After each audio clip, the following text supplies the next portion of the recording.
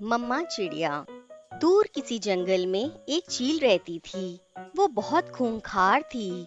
वो अकेले ही गुफा में अपना घोंसला बनाकर रहती थी, क्योंकि उसका पति और बेटा एक हादसे में मर चुके थे। इस बात को कई साल बीत गए थे, इसलिए उसका दुख भी समय के साथ कम हो गया था। बाकी चीलों की तरह वो भी हर रोज शिकार पर जाती और जो भी कोई छोटा पक्षी मिलता उसे पकड़कर खा जाती। ऐसे ही एक दिन वो शिकार की तलाश में थी, लेकिन उसे कुछ भी नहीं मिल रहा था। फिर उसकी नजर सामने एक पेड़ पर एक घोंसले पर पड़ती है। उस घोंसले में 2 अंडे पड़े हुए थे। लग तो ये किसी चिड़िया का घोंसला रहा है।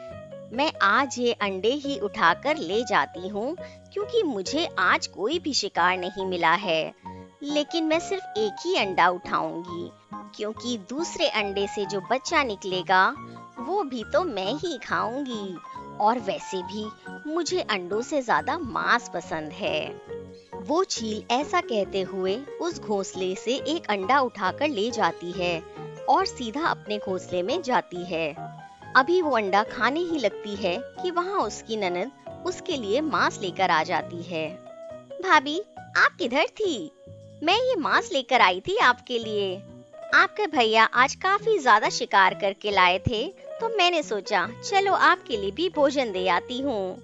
वो चील उस अंडे को वहीं घोंसले में रख देती है, जो कि घोंसले में तिनकों के नीचे चला जाता है, और वह खुद मांस खा लेती है। भाभी, मैंने आपसे कितनी बार कहा है कि आप मेरे पास आ जाओ। पता नहीं आप यहाँ अकेले कैसे रह लेती हो। नहीं नहीं, मैं यहाँ बहुत खुश हूँ, और मैं अकेले थोड़ी ना हूँ। मेरे पति और बेटे की यादें हैं ना यहाँ मेरे साथ, और तुम भी तो कभी कभी आ जाती हो मुझसे मिलने। अच्छा, तुम बताओ कि मेरा सोनू कैसा है? उससे कहना कि उसकी मामी नाराज है उसके साथ। इतने सारे दिन बीत गए, वो मुझसे मिलने नहीं आया। और फिर उस चील की ननद अपने घर चली जाती है, और फिर वो चील भी सो जाती है। दूसरी तरफ वो चील अंडा जिस घोंसले से उठाकर लाई थी, वो घोंसला लाडो चिड़िया का था। वो चिड़िया जब दाना ढूंढकर वापस आती है, तो अपना एक अंडा ना पाकर बहुत दुखी हो जाती है। वो बहुत रोती है। उसके जोर जोर से रोने की आवाज सुनकर वहाँ पड़ोस के बाकी पक्षी भी आ जाते हैं। लाडो चिड़िया, तुम क्यों रो रही हो? कौवी बहन, मेरा अंडा कोई उठाकर ले गया है। लाडो, मुझे ये किसी चील का काम लगता है। तुम शुक्र करो कि वह सिर्फ एक अंडा उठाकर गई है। एक अंडा तो बच गया। अब तुम इसका ध्यान रखना। तुम्हारा घोंसला अब उसकी नजर में आ गया है। और फिर कौवी और तोता लाडो चिड़िया को हौसला देकर अपने अपने घोंसले में वापस चले जाते हैं। लेकिन लाडो चिड़िया का दिल फटा जा रहा था। अब सिर्फ 2 ही दिन रह गए थे अंडों से बच्चों के बाहर आने में। लाडो चिड़िया बहुत बहादुर थी। वो अपने आप को संभालती है। मुझे अपने इस अंडे का अच्छे से ख्याल रखना होगा। मेरे भाग्य में ऐसा ही होगा। काश कोई चमत्कार हो जाए और मेरा दूसरा बच्चा भी मुझे मिल जाए। लाडो चिड़िया के दिल से ये प्रार्थना निकलती है, और वह उदास होकर अपने घोंसले में बैठ जाती है। ऐसे ही 2 दिन गुजर जाते हैं। चील भी उस अंडे के बारे में भूल गई थी। आज चील अपने घोंसले में बैठी थी कि उसे कुछ हरकत सी महसूस हुई।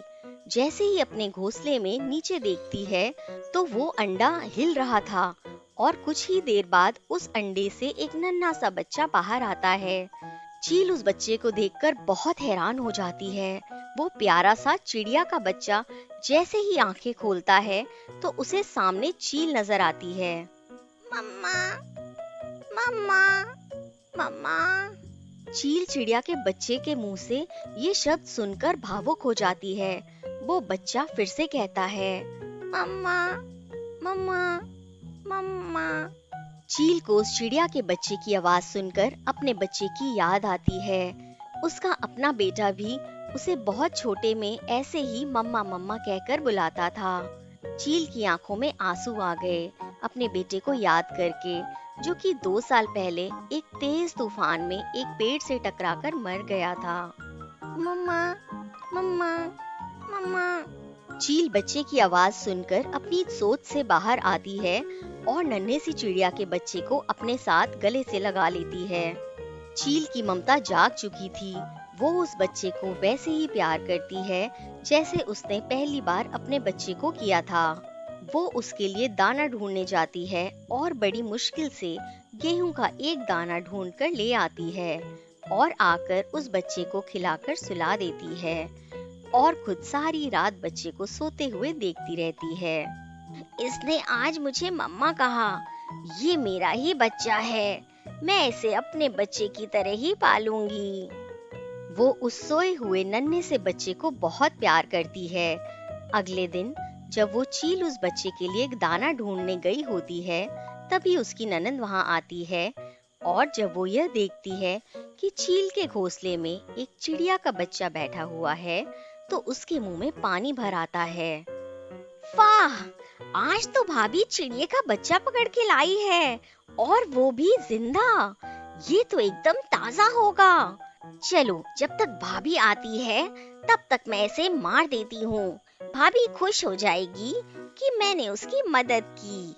वो चील की ननद जैसे ही उस चिड़िया के बच्चे के पास जाती है, पीछे से चील भी आ जाती है। रुक जाओ, ये आप क्या करने लगी थी? भाभी, मैं इसे मारने लगी थी। आपको तो पता है ना, मुझे किसी शिकार को मारने में बड़ा मजा आता है। ये मेरा बच्चा है, मैं उसकी माँ हूँ। भाभी, ये आप क्या कह रही हो? कहीं अकेलेपन में पागल तो नहीं हो गई? ये चिड़िया का बच्चा आपका कैसे हो सकता है?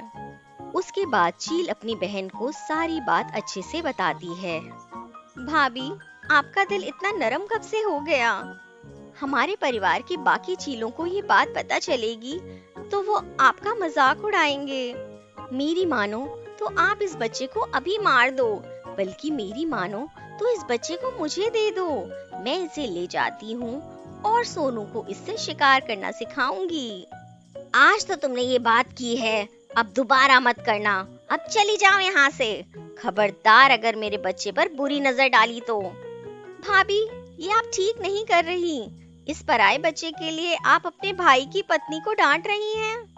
और फिर चील की ननद उससे नाराज होकर वहां से चली जाती है और वो चील उस बच्चे को अपने पंखों में छुपा लेती है और रात को उसे दाना खिलाकर सुला देती है।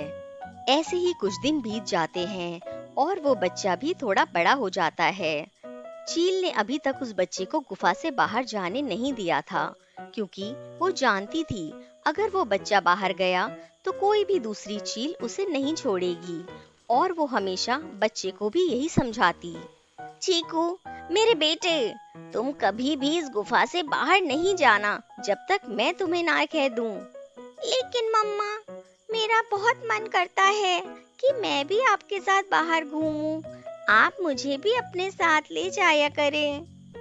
अच्छा, मैं तुम्हें अपने साथ बाहर लेकर जाऊंगी, लेकिन तुम्हें कभी भी अकेले बाहर नहीं जाना।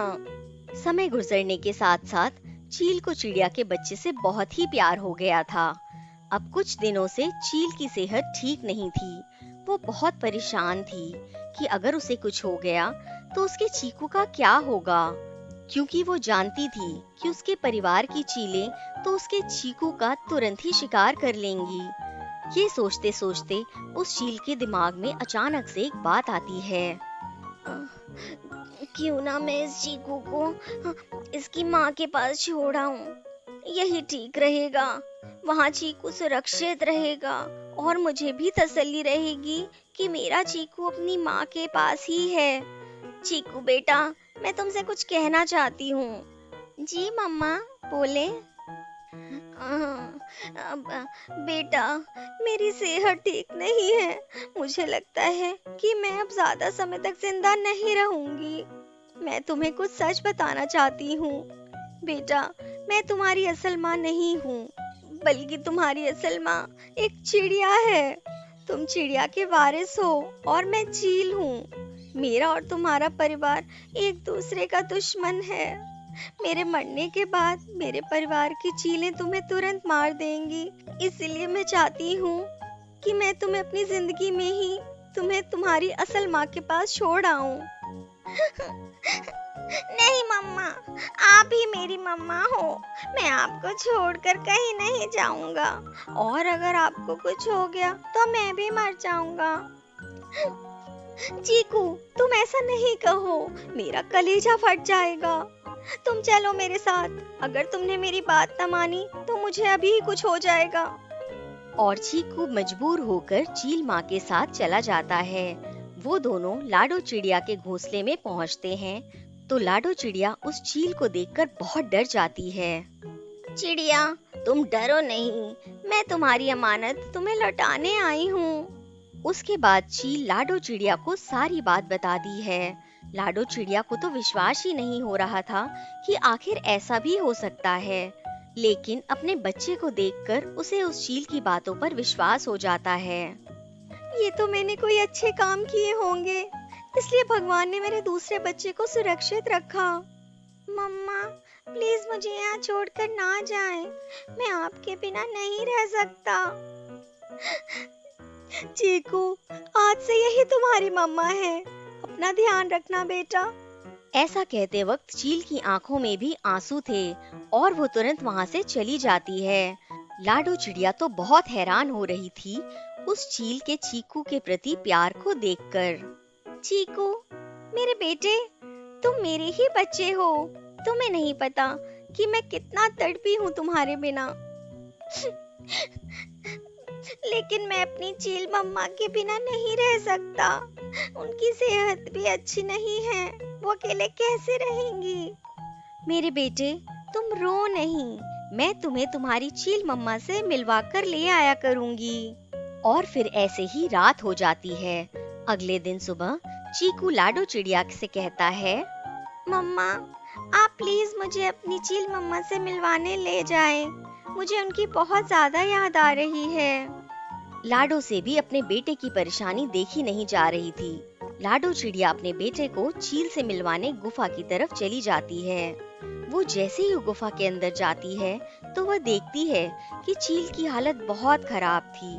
उसकी ननद भी उसके पास ही बैठी हुई थी। चील बस चीकू चीकू कह रही थी। चीकू, चीकू, चीकू। मम्मा, ये आपको क्या हुआ है? चिड़िया, तुम इसे यहाँ क्यों लाई हो? यहाँ तुम्हें बहुत खतरा है, मेरे बेटे को लेकर यहाँ से चले जाओ। हाँ चिड़िया, तुम अपने बेटे को लेकर यहाँ से चली जाओ। मेरी भाभी का आखिरी समय आ गया है, हमारे परिवार के बाकी चील भी आने वाले हैं, तो प्लीज यहाँ से चली जाओ।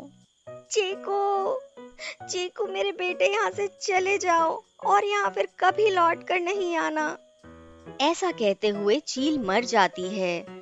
चीकू और उसकी मम्मा चिड़िया वहाँ से अपने घोंसले में आ जाते हैं। ये कहानी है एक मेहनती चिड़िया और सुस्त कौवे की। कौवा अपने आलस के कारण दिन भर अपने छोटे से टूटे फूटे तिनकों के बने घोंसले में सोया रहता था।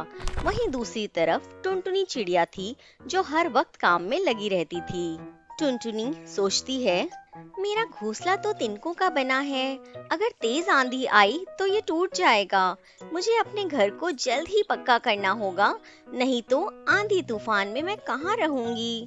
टुनटुनी दिन भर मेहनत करके घर को पक्का करने का सामान इकट्ठा करती है और फिर अपने लिए एक प्यारा सा घर बनाकर तैयार करती है। टुनटुनी बहुत खुश थी। घर बनने की खुशी में वो पड़ोस के आलसी कालू कौवे को मिठाई देने जा रही थी। टुनटुनी को मिठाई लेकर आता देख कालू कौवा सोचता है, ये टुनटुन की बच्ची, लगता है इसे अच्छे से बात करनी होगी। इतनी ताजी ताजी रसीली मिठाइयों के लिए मैं इतना तो कर ही सकता हूँ। ये लो कालू भैया, मैं आपके लिए मिठाई लाई हूँ। हाँ हाँ, लाओ चिड़िया बहन, मुझे तुम्हें देखकर बहुत खुशी हुई। कालू जल्दी जल्दी सारी मिठाइयाँ सफा चट कर देता है।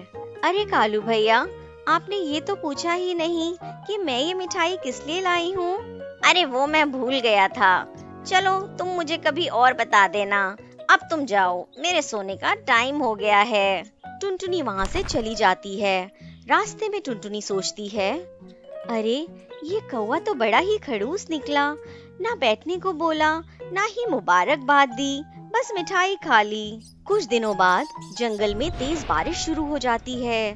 बारिश में कौवे का घोंसला टूटकर बिखर जाता है, लेकिन पड़ोस में रह रही टुनटुनी आराम से अपने पक्के घर में रह रही होती है। कालू कौवा तेजी से उड़कर टुनटुनी के घर पर जाकर दरवाजा खटखटाता है। कौन है? मैं हूँ चिड़िया बहन, मेरा घोंसला टूट गया है, दरवाजा खोलो।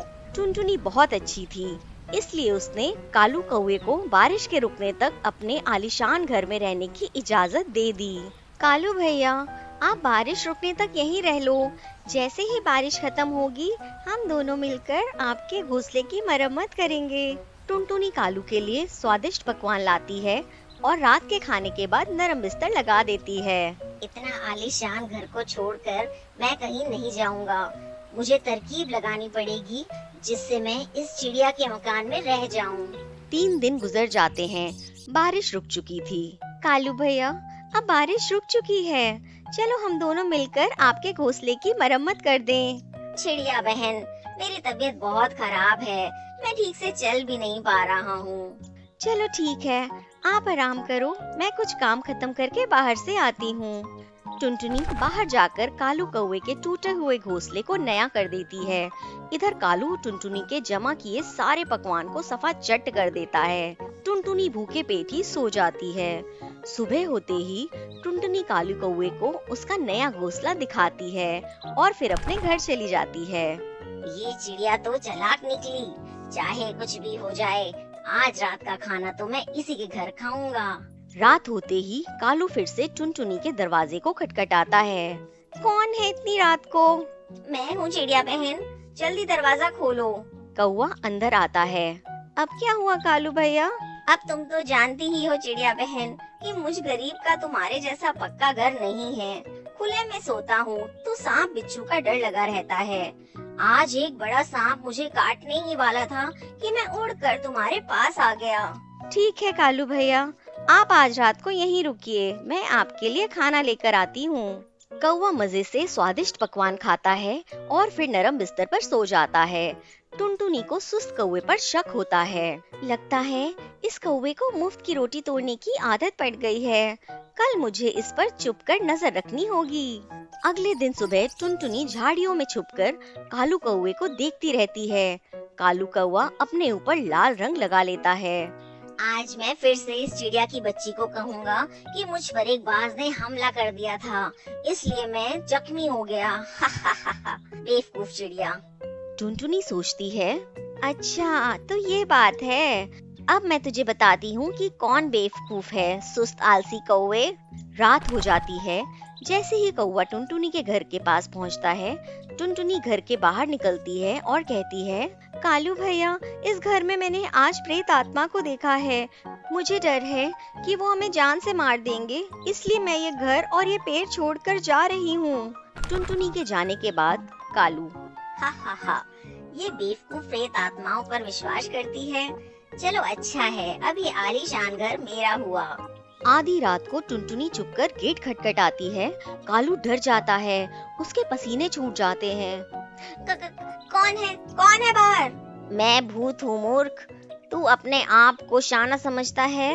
अगर तू सुबह तक ये पेड़ छोड़कर नहीं गया तो तुझे अपनी जान गंवानी पड़ेगी। कालू थर-थर कांपने लगता है।